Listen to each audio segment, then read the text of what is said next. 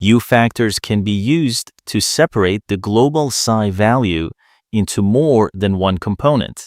We start from a project with all basic information already set, and the overall value of psi has already been calculated. Make sure two separate section elements identify the top and bottom parts. One boundary per environment. Connected boundaries only, grouping option must be off.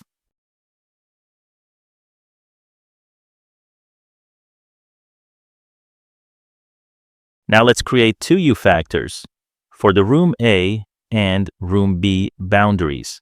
To compute U factors correctly here, select Total Length mode.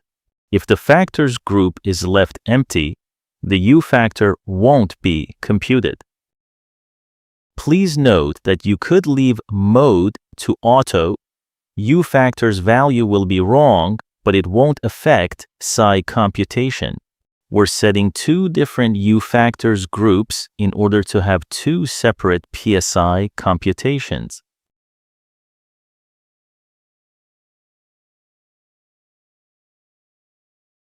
Please note that the sum of SI and B psi is identical to global psi value. Now we want to keep this separate psi computation, but with different U factors between wall and floor. Let's create a new floor boundary condition.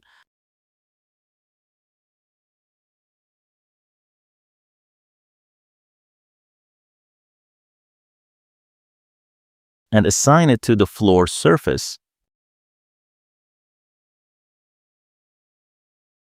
We can leave mode to auto. It will automatically use projected X mode. This boundary condition will have a dedicated U factor, but it will share the U factors group with the top part of the wall.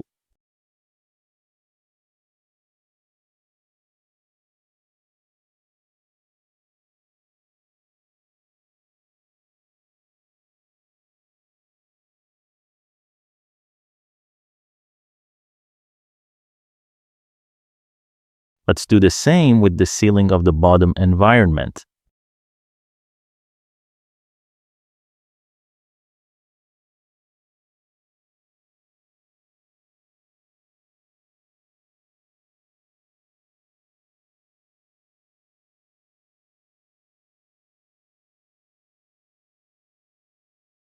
Please see U Factor's online documentation on mode parameter for detailed information on how to use it.